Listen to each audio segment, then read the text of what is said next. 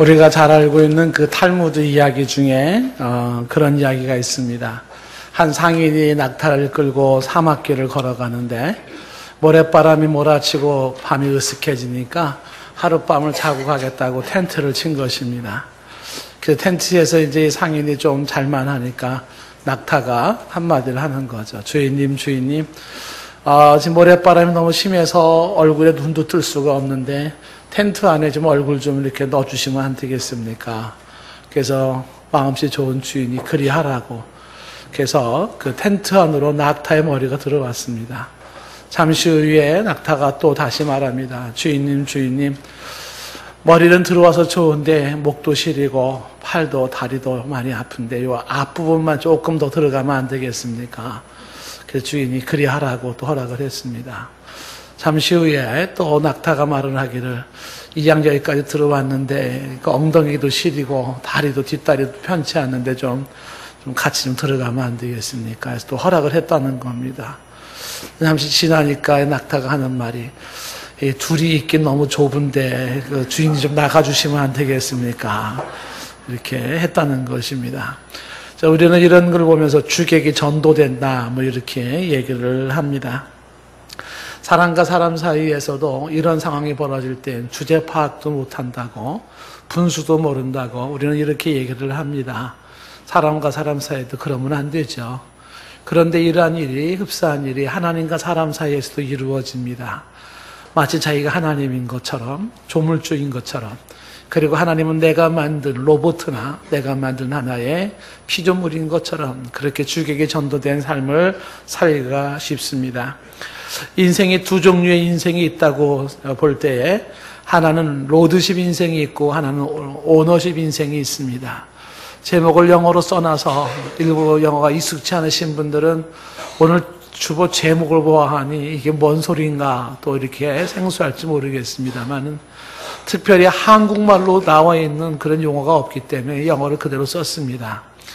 오너십 인생과 로드십 인생은 뭐냐면 주객이 전도되어 있는 그런 인생을 얘기하고 싶었던 건데요. 오너십 인생과 로드십 인생을 잠시 설명을 하면 그렇죠. 오너십이라고 하는 거, 그 영어 사전을 찾아보면은 소유권 혹은 지배권 뭐 이렇게 나옵니다. 쉽게 우리가 보통 오너라는 단어를 많이 쓰고 있지 않습니까? 타고 있는 차의 오너가 누굽니까? 이런 얘기하죠. 이 차의 오너가 누굽니까? 주인이 누굽니까? 이런 얘기예요. 살고 있는 집의 오너는 누굽니까? 하시고 있는 사업의 오너는 누굽니까? 그 오너라고 하는 게 바로 주인을 말하는 건데, 그래서 오너십 그러면은 그것은 나의 주인됨 이렇게 이해하면 좋습니다. 내가 주인이다, 나의 것이다, 나의 것. 이런 것이 오너십이에요. 그래서 오너십 인생을 살아가는 사람은 내가 주인으로서 나의 것을 내가 주인으로 살아간다. 이렇게 살아가는 사람을 오너십 인생을 산다. 이렇게 말할 수 있습니다. 그에 비하면 이제 로드십이라고 하는 거, 로드십은 뭐 영어 사전 찾아보면 무슨 영주라고 하는 왜 성 안에 그 영주가 있지 않습니까? 그의 권한, 영주권이라는 그런 의미를 갖습니다만은 주인됨 뭐 이런 의미를 가지고 있습니다. 그래서 그 로드십이라고 하는 것은 주인의 주인됨인 것이죠. 우리로 말한다면 주님의 주인됨입니다. 주님의 주인됨. 오너십이 나의 주인됨이라면 내가 주인이다라는 것이라면 로드십은 주님이 주인이시다라는 것입니다. 자, 이 내용이 굉장히 중요한 내용인 것을 오늘 우리가 좀 주목해 보려고 하는 것입니다. 자, 한번 예를 들어 본다면 여러분들의 지금 몸이 있죠? 여러분들의 몸의 주인은 누굽니까? 이 몸의 주인이 내가 내 몸의 주인이야 이렇게 말하시는 분은 오너십 인생을 사는 분들. 오너십. 내가 주인이야. 근데 이 몸은 내가 주인이 아니라 주님이 주인이야 이렇게 말하시는 분은 로드십 인생을 살아가는 사람인 것입니다. 몸뿐만이 아닌 거죠. 지금 쓰고 있는 시간의 주인은 누굽니까? 나의 시간이기 때문에 내가 원하는 대로 쓸 수 있습니까? 그러면 오너십 인생을 사는 것이에요. 그런데 이건 주님의 시간입니다. 그러므로 주님이 원하시는 대로 써야 됩니다. 그렇다면 로드십 인생을 살아가는 것입니다. 직장도 마찬가지겠죠. 직장의 주인은 누굽니까? 이 직장의 주인은 나요. 그렇다면 내가 바로 오너십으로 그 직장 생활을 하는 것이겠죠. 그러나 로드십 인생을 사는 것이라면 이 직장의 주인은 주님이십니다. 이 직장은 주님의 것입니다. 라고 인정하며 나가겠죠. 회장님 자리를 딱 하나 만들어 놓겠죠. 하나님 자리죠. 예전에 제가 기억하기로는 박성수 씨, 이랜드 박성수 회장님이 거기는 항상 회장님 자리를 별도로 딱 비워놓는다 그런 얘기를 들은 적이 있었는데, 하나님 자리. 로드십으로 살고 싶은 한 모습인 것이겠죠. 몸이면 몸, 시간이면 시간, 그 다음에 직장이면 직장, 자녀도 마찬가지고요.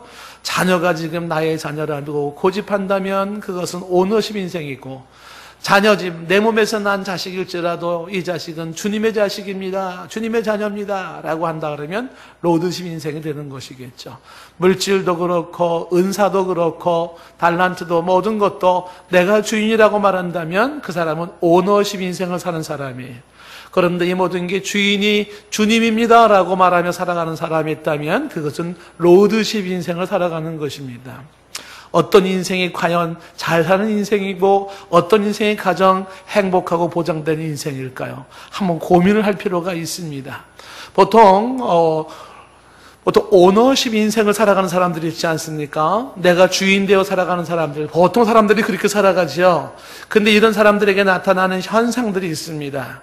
보통 오너십이 강하면 강할수록 나타나는 첫 번째 증세 현상이 뭐냐면 집착입니다. 내가 가지고 있는 내 것이라고 하는 그것에 대한 집착이 대단합니다. 그래서 거기에 더 연연합니다. 내가 쥐고 있는 그것, 내 것이기 때문에 그것을 꽉 쥐고 있는 그 집착이라고 하는 것이 엄청나게 심한 경우를 보게 됩니다.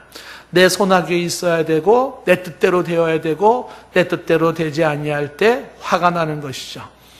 그래서 이 오너십을 가진 사람은 그런 집착이 강하고 인생에 대한 집착, 몸에 대한 집착, 직장에 대한 집착, 돈에 대한 집착, 자녀에 대한 집착, 그 집착이 굉장히 강해요.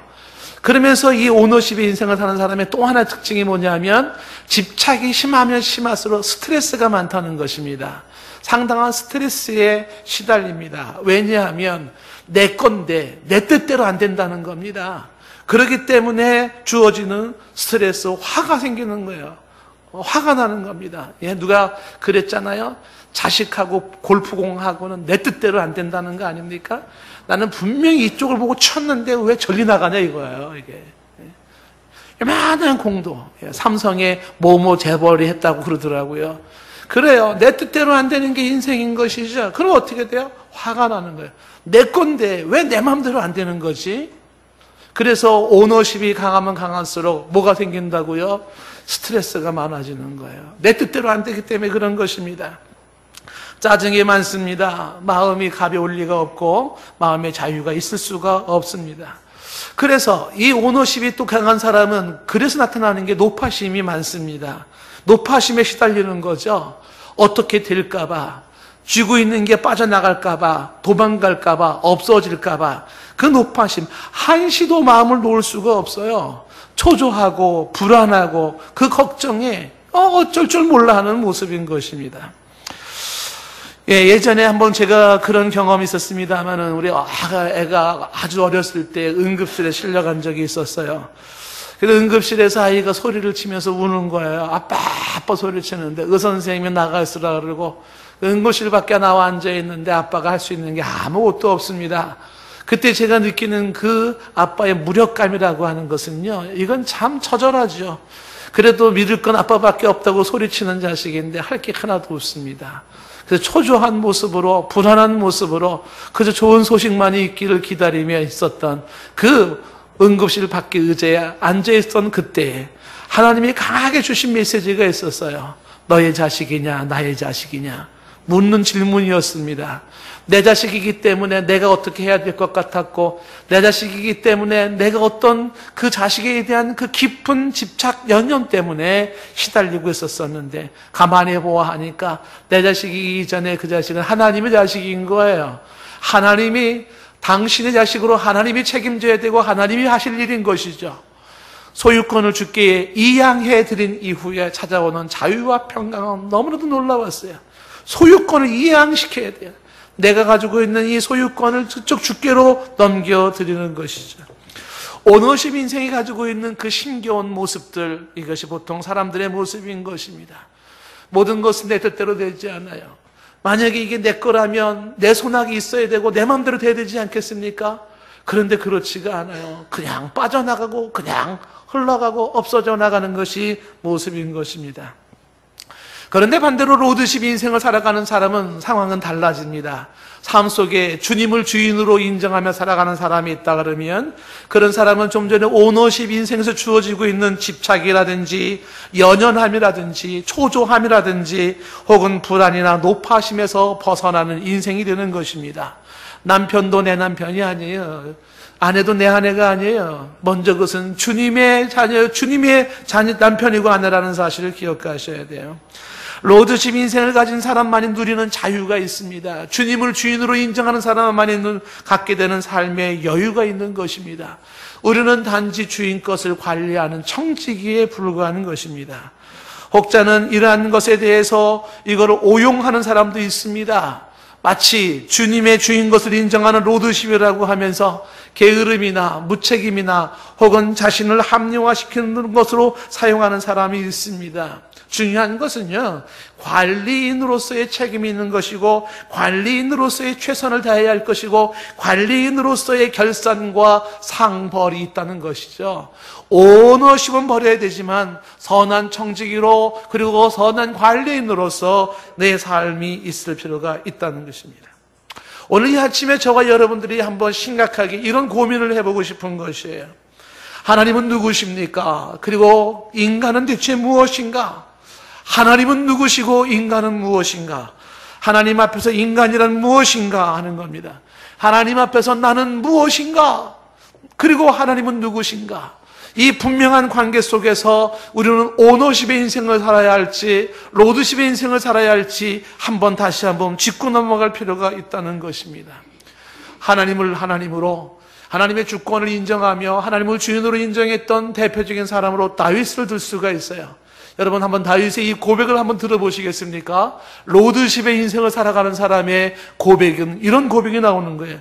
역대상 29장 10절 말씀에 이 다윗이 얘기를 해요. 다윗이 온 회중 앞에서 이스라엘 여호와를 송축하죠. 그러면서 말씀하기를 우리 조상 이스라엘의 하나님 여호와여 주는 영원부터 영원까지 송축을 받으시옵소서 라고 말하면서 고백을 합니다. 11절 말씀에 여호와여 위대하심과 권능과 영광과 승리와 위엄이 다 주께 속하였사오니 천지에 있는 것이 다 주의 것이로소이다. 여호와여 주권도 주께 속하였사오니 주는 높으사 만물의 머리시니이다. 위대하심이 권능과 영광과 승리와 위엄이 다 주께 속해 있어요. 천지에 있는 것이 하늘 땅 아래에 있는 모든 것이 다 주의 것이로소이다 얘기하지 않습니까? 그러면서 이어지는 12절 말씀도 보세요. 부와 귀가 누구로 말미암아 주어져요? 주께로 말미암아요. 사람이 부해지는 것과 사람이 존귀해지는 것도 주께로 말미암고 또 주는 만물의 주자가 되사 손에 권세와 능력이 있사오니 하나님은 모든 사람을 크게 하심과 강하게 하심이 주의 손에 있나이다. 이게 뭐냐면 로드십의 인생을 가진 자의 모습이에요. 모든 것은 주께 있습니다. 주님으로부터 옵니다. 주님께서 모든 것은 역사하시는 것입니다. 이 고백이 바로 로드십의 모습을 가진 고백인 것이에요. 만약에 누군가가 진정 이 다윗과 같은 고백을 하는 사람이 있다면 다윗처럼 하나님의 위대하심과 그의 권능과 그의 영광과 승리와 위엄이 주께 있다고 천지의 모든 것이 주의 것이라고 고백하며 주권도 주께 있고 높으사 만물의 머리가 되시고 부와 귀와 존귀함이 모든 것이 주님으로부터 주어지고 주님의 손에 권세와 능력이 있어 주님이 사람을 크게도 하시고 강하게도 하신다고 이것을 진심으로 고백하는 사람이 있다면 그 사람은 하나님 앞에 넙죽 엎드리며 살아간 사람이에요. 고개 뻣뻣이 들고 살아가는 사람이 아닙니다.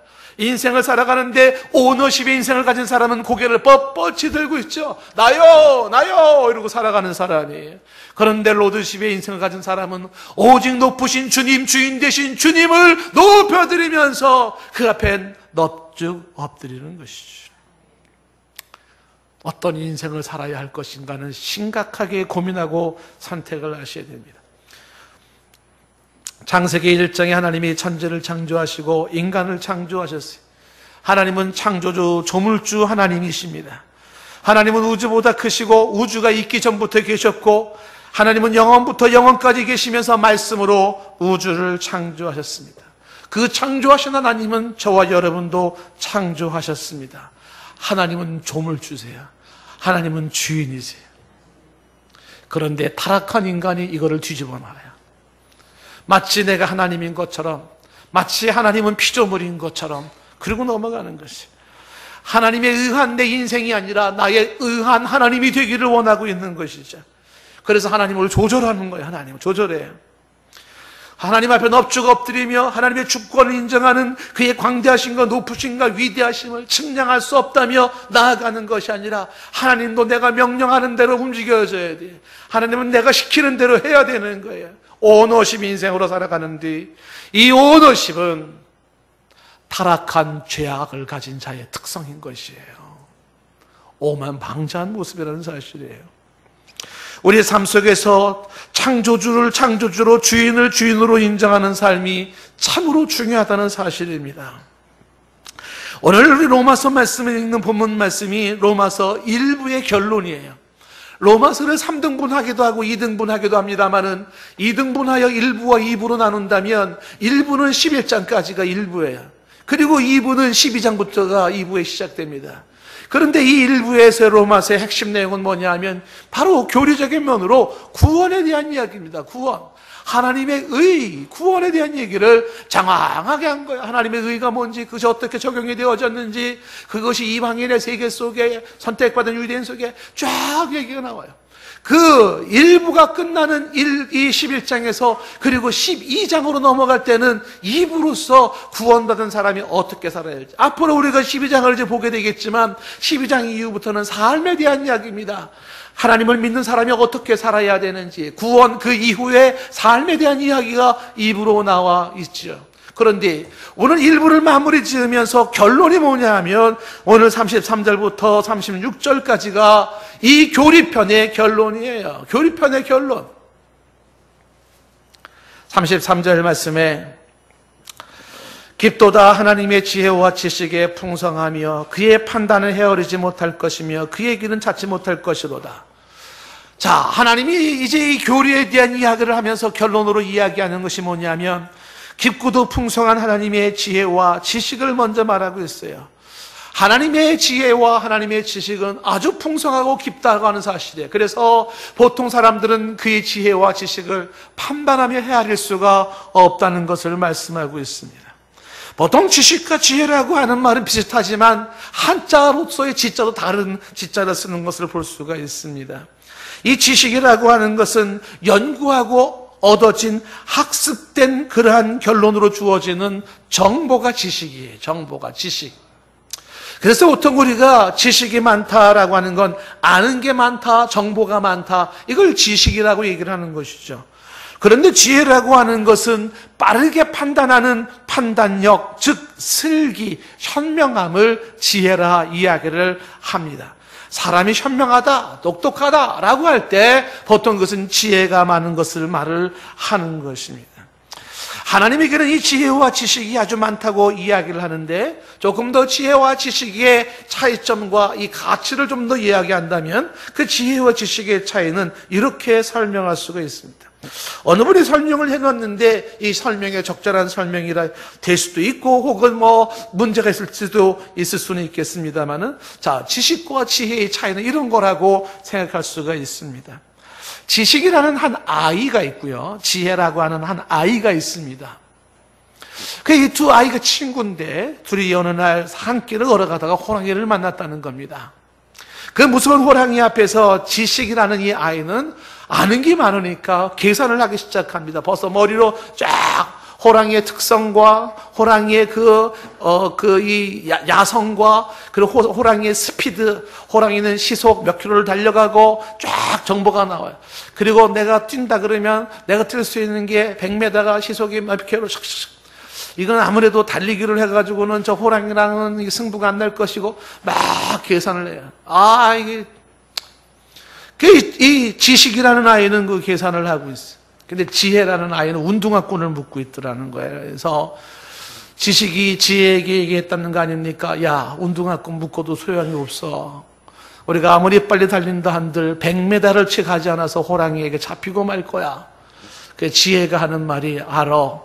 단지 나는 너보다만 빨리 달리면 돼. 얼마나 지혜로워요. 아주 얘는 뭘 몰라요. 그냥 한 가지 딱 알아요. 너보다만 빨리 달리면 된다 이거죠. 아주 그 지혜가 아주 안 좋은 쪽으로 발달이 되어져서 친구는 잡혀먹고 자기는 살겠다 이제 이런 것이긴 하지만은요. 그래서 지식은 정보라면 지혜는 판단력이라고 말해요. 헤르만 바빙크라고 하는 사람이 이거를 대조를 해놨는데 아주 흥미롭게 대조를 해놨습니다. 그래서 지식은 논리적인 것이라면 지혜는 직관적이라는 거, 직관적인. 지식은 이론적이라면 지혜는 실제적이다. 이렇게 얘기를 해요. 보통 서양에서는 지식을 추구하고 동양에서는 지혜를 추구한다. 이런 얘기까지도 하는 것을 보게 됩니다. 여러분 보십시오. 사람들 중에는 지식은 많은데 아는 게 많아요. 근데 지혜가 없는 사람이 있잖아요. 참 많이 아는데 어쩜 그렇게 지혜가 없는지 몰라요. 그런 사람들이 있어요. 어떤 사람은 지혜가 참 많습니다. 아주 판단력 빠르고요. 그리고 계산 빠르고 막 진짜 팽팽팽팽 돌아가요. 근데 아는 게 없어요. 사실 둘 다가 필요해요. 사람이 지식을 이해하고 사람이 지혜를 논하는 것은 둘 다가 필요한데 왜 사람만이 지혜와 지식을 이야기할까요? 그것은 지혜와 지식에 하나님을 닮은 인간이기 때문에 그렇습니다. 여러분, 하나님이 지혜 자체이시고 하나님이 지식의 자체이실진데 그 하나님으로부터 지음받은 그를 닮은 인간이 지혜와 지식이 필요한 것입니다. 그러므로 저와 여러분들이 지혜가 필요하고 지식이 필요할 때 하나님께 구하고 하나님을 경외함으로 지혜와 지식을 얻는 것이 복인 줄로 믿습니다. 너희 중에 지혜가 부족하거든 후회 주시고 꾸짖지 아니하시는 주께 구하라. 잠언서 2장 6절 말씀이 이런 말씀이 있어요. 대저 여호와는 지혜를 주시며 지식과 명철을 그 입에서 내심이며. 여러분, 지혜는 하나님이 주시는 줄로 믿습니다. 지식도 하나님이 주시는 줄로 믿습니다. 명철도 하나님이 주시는 줄로 믿습니다.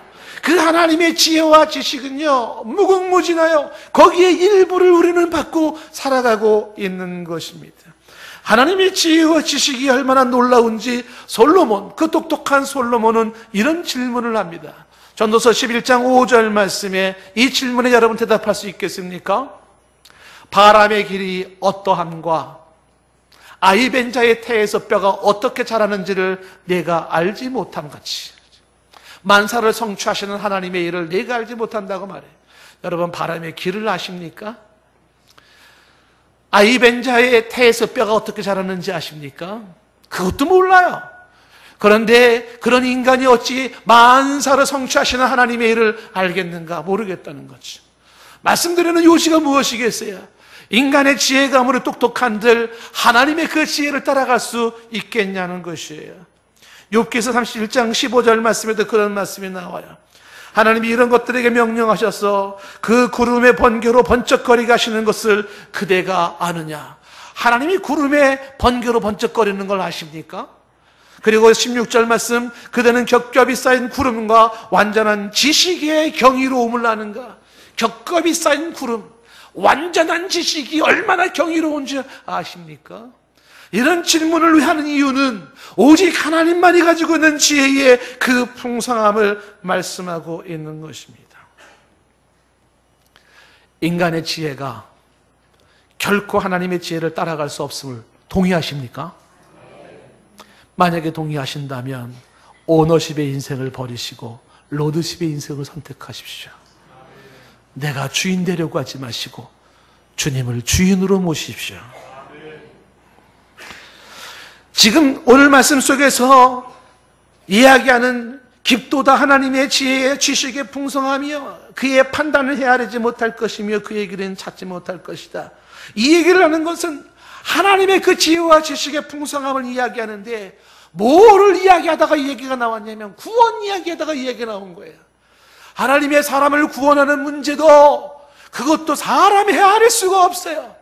하나님의 이 구원의 신비함을 오직 하나님이 당신이 보여주시지 아니하시고 말씀해 주지 아니하면 인간의 지혜로는 할 수가 없어요. 인간의 지혜로. 그래서 고린도전서 1장 20절 21절 2절 말씀에 이렇게 말씀해요. 보세요. 지혜 있는 자가 어디 있느냐? 여러분 누가 똑똑한 사람이에요? 똑똑한 사람 어디 있어요? 선비가 어디 있느냐? 선비는 학자입니다. 학자가 어디 있느냐? 이 시대의 변론가가 어디 있느냐? 변론가는 철학자예요. 철학자가 어디 있느냐? 여러분 똑똑한 사람 보았나요? 혹시 학자를 보셨나요? 혹은 철학자를 보셨나요? 하나님께서 이 세상의 지혜를 미련하게 하셨어요. 아무리 인간이 똑똑하고 아무리 인간이 학자를 논하고 아무리 인간의 철학을 논한다도 그것은 미련할 수밖에 없어요. 그래서 21절 말씀에 하나님의 지혜에 있어서는 이 세상이 자기의 지혜로 하나님을 알지 못하므로 그 똑똑한 사람이 그 학자들이 그 철학자들이 사람의 지혜로 세상의 지혜로 하나님의 지혜를 알 수 없기에 하나님께서는 전도에 미련한 것으로 믿는 자들을 구원하시기를 기뻐하셨어요. 하나님께서 이 전도라고 하는 이 매체를 만들지 않았다면 아무리 똑똑한 인간인들 이 구원의 도를 알겠습니까? 이 하나님의 은혜를 알 수가 있겠습니까? 모른다는 것입니다. 하나님의 깊고도 넓은 이 하나님의 지혜와 지식의 풍성함을 인간은 알아야 돼요. 우리의 머릿속에 말이 되니 안 되니 이해가 되니 안 되니 과학적이니 아니니 합리적이니 아니니 그런 걸 논할 상황이 아니죠. 우리의 지혜의 몇 배, 몇백 배, 몇천 배, 몇만 배 뛰어난 하나님의 심오한 지혜와 그 능력 속에서 이루어지는 구원의 역사인 것입니다. 그 하나님의 구원의 역사 속에서 오늘 33절 말씀을 이야기하는 거지. 깊도다 하나님의 지혜와 지식의 풍성하며 그의 판단을 헤아리지 못할 것이며 그의 길은 찾지 못할 것이로다.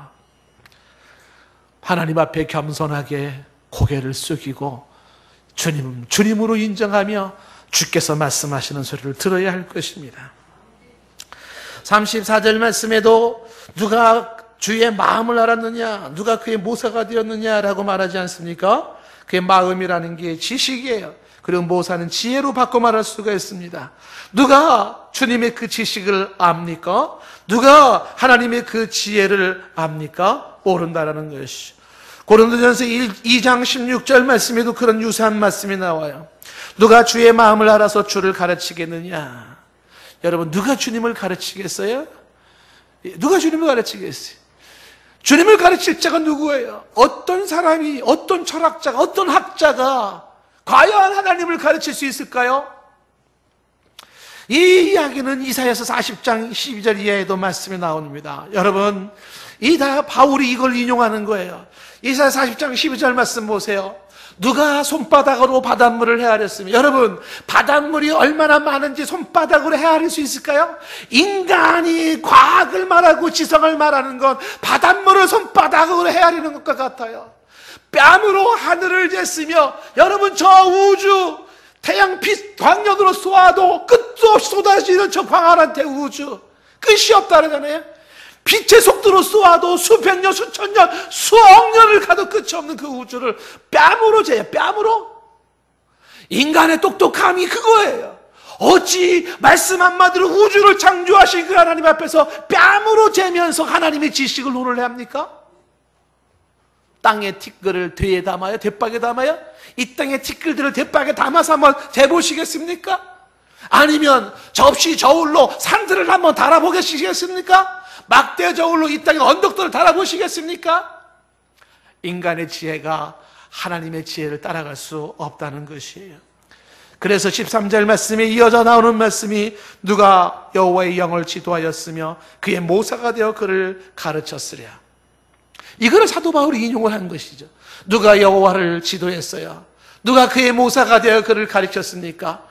여러분, 하나님이 천지를 창조하실 때 누가 그 옆에서 지도해 주셨죠? 하나님, 이 설계대로 하세요. 첫째 날은요, 빛을 만들지 마시고요. 그건 틀렸어요. 이렇게 하시고 저렇게 하시고. 누가 하나님을 지도했어요?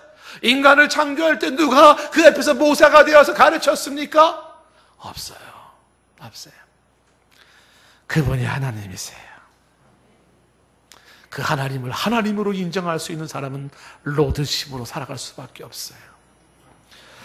이어지는 14절 말씀에 그가 누가 더불어 의논하였으며 누가 그를 교훈하였으며 그에게 정의의 길을 가르쳤으며 지식을 가르쳤으며 통달의 도를 보여주었느냐. 보라, 그에게는 열방의 통에 한 방울 물과 같고 저울의 작은 티끌 같으며 섬들은 떠오르는 먼지 같으리니 레바논의 땔감에도 부족하고 그 짐승들은 번제도 부족할 것이라. 그의 편은 모든 열방이 아무것도 아니에요.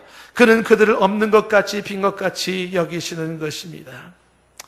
인간이 하나님의 지식을 따라갈 수 없다는 것입니다. 하나님의 지혜와 지식을 판단할 수 없다는 것입니다. 그래서 고린도전서 1장 25절에는 이런 말씀이 나와요. 하나님의 어리석음이 사람보다 지혜롭고 하나님의 약함이 사람보다 강하니라.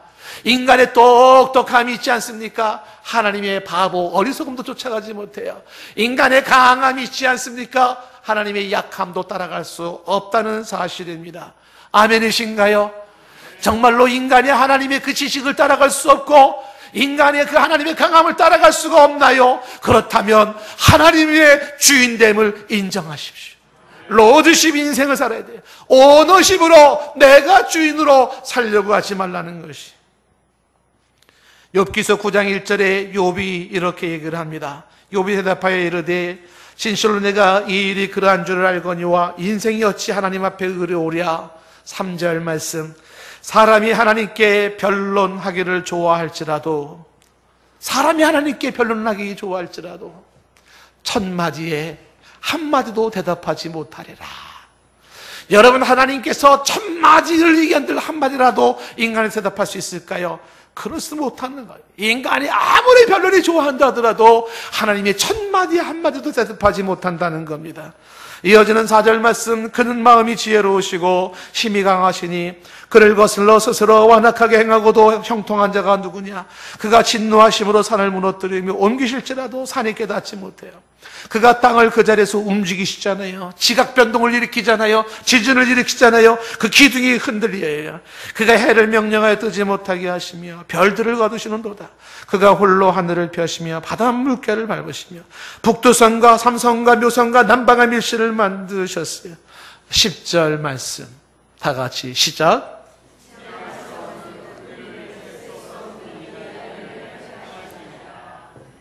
측량할 수 없는 큰 일을 행하시는 하나님, 살 수 없는 기이한 일을 행하시는 하나님이십니다.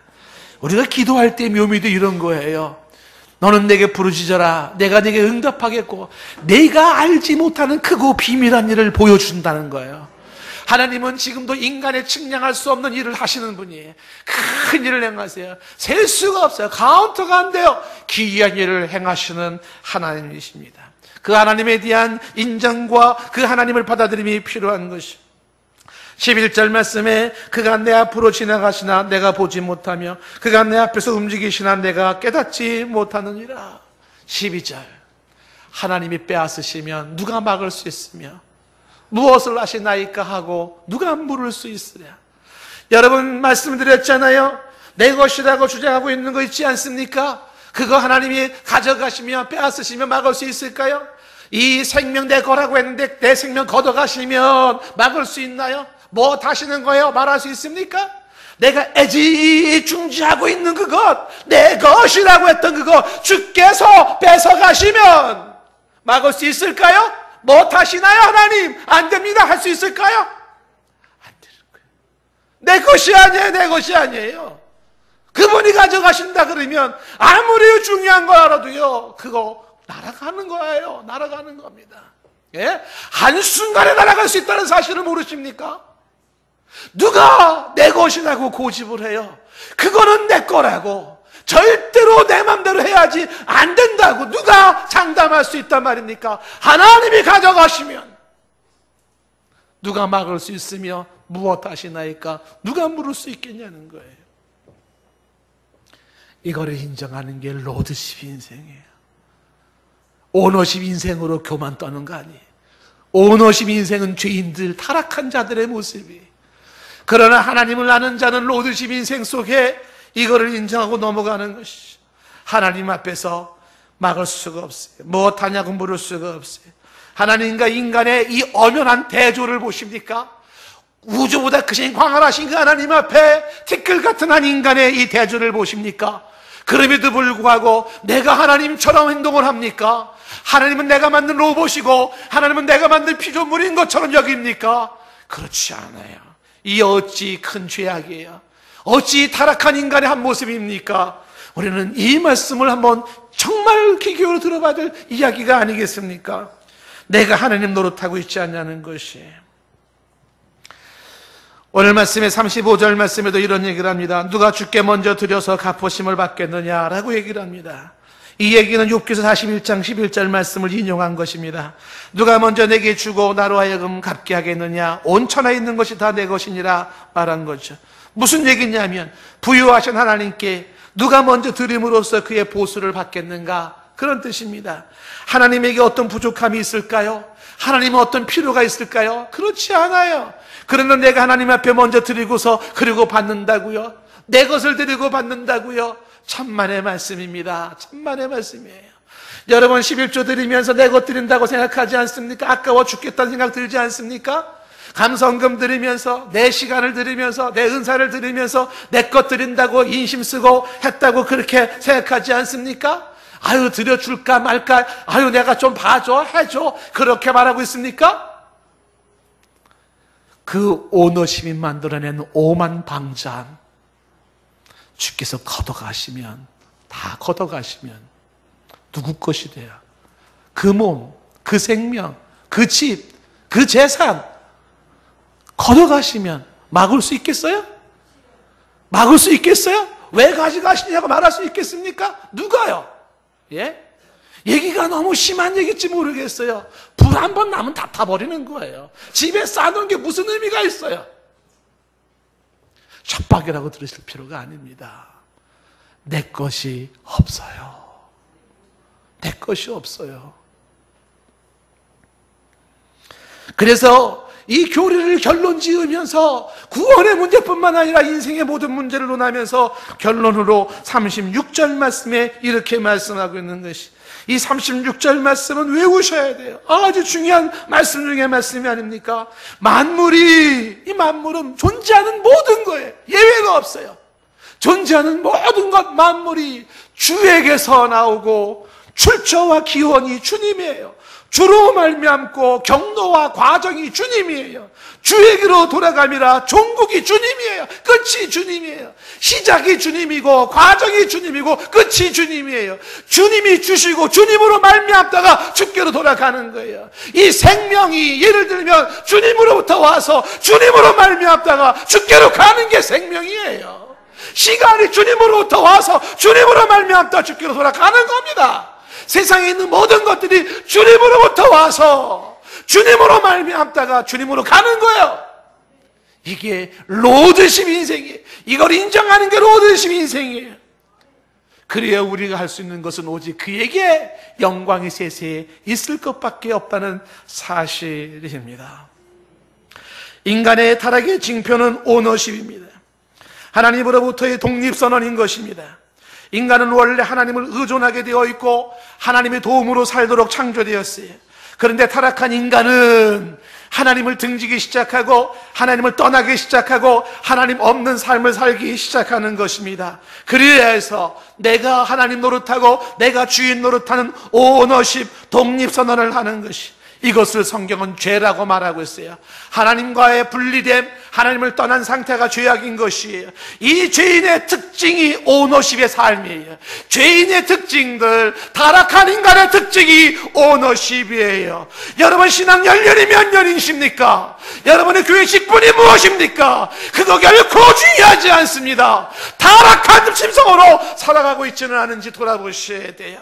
오너십의 인생을 가지고 있지 않습니까? 그래서 집착하고 있지 않습니까? 그래서 연연하고 있지 않습니까? 그래서 스트레스 받고 살고 있지 않습니까? 그래서 높아심과 초조함 속에서, 불안한 속에서, 불안정한 속에서, 혼돈 속에서, 좌절 속에서, 무질서 속에서 살고 있지 않습니까? 왜 타락한 자의, 죄악된 자의 오너십의 인생이 내 인생이어야만 한단 말입니까?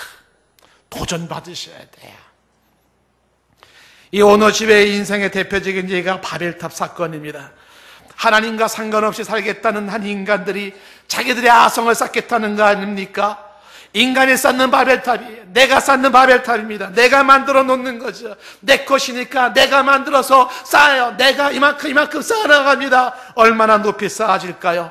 얼마나 많이 쌓아질까요? 한순간에 무너져 버릴 텐데, 오늘날의 바벨탑이 과학은 아닌지, 오늘날의 바벨탑이 이성은 아닌지, 오늘날의 바벨탑은 학문이 아닌지, 오늘날의 바벨탑은 돈은 아닌지, 인간이 인공지능의 알파고를 만들어서 로봇을 만들고, 인간이 무인 자동차를 만들고 하늘을 나는 자동차를 만든들, 어찌 말씀 한마디로 천지를 창조하신 하나님을 대신할 수 있을까요? 인간의 오너십의 또 다른 예가 아버지를 따는 탕자의 모습이에요. 오너십의 인생을 살았던 탕자는 아버지를 떠나 사는 것이 자기의 인생을 보장받는 길이라고 생각한 것이, 하나님 없이 살아가는 것, 내 뜻대로 내 마음대로 살아가는 것, 그게 내 인생을 행복하게 할 줄 알았어요. 그런데 큰 오산이었어요. 오히려 그런 인생 속에 주어지는 것은 배고픔과 그리고 추함과 서글픔이 그에게 주어지는 것입니다. 여러분, 지금도 우리는 줄다리기 하고 있을지 몰라요. 하나님 앞에서 오너십 인생을 살 것인가, 로드십 인생을 살 것인가, 줄다리기 하고 있을지 모르겠어요. 그 줄다리기 자체도 건방진 것이에요. 그 줄다리기 자체도 무례한 행동인 것이에요. 어찌 하나님 앞에서 줄다리기가 가능할 수 있단 말입니까? 아니에요.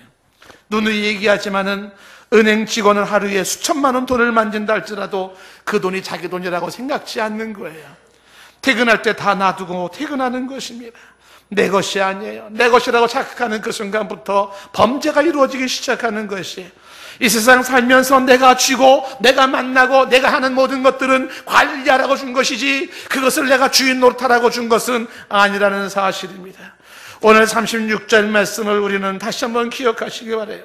이는 만물이 주에게서 나오고 주로 말미암아 주로 돌아가미라. 그에게 영광이 세도록 있을 것이니라. 오너십 인생에서 돌아와서 로드십 인생으로 살아야 할 것입니다. 이 인생을 살았던 욥의 고백이 참으로 다시 한번 우리의 심금을 칩니다. 욥의 이 고백을 들어보십시오. 욥기서 1장 21절 말씀에 말하기를 이르되 내가 모태에서 알몸으로 나와싸운즉 또한 알몸이 그리로 돌아가올지라. 주신 이도 여호와시요 거두시는 이도 여호와시오니 여호와의 이름이 찬송을 받으실지니라. 내가 태어날 때 알몸으로 태어났어요. 갈 때도 알몸으로 갈 거예요. 주신 이도 여호와시요 거두어가신 이도 여호와시오니 오직 여호와의 이름이 찬송을 받으실 것밖에 없습니다.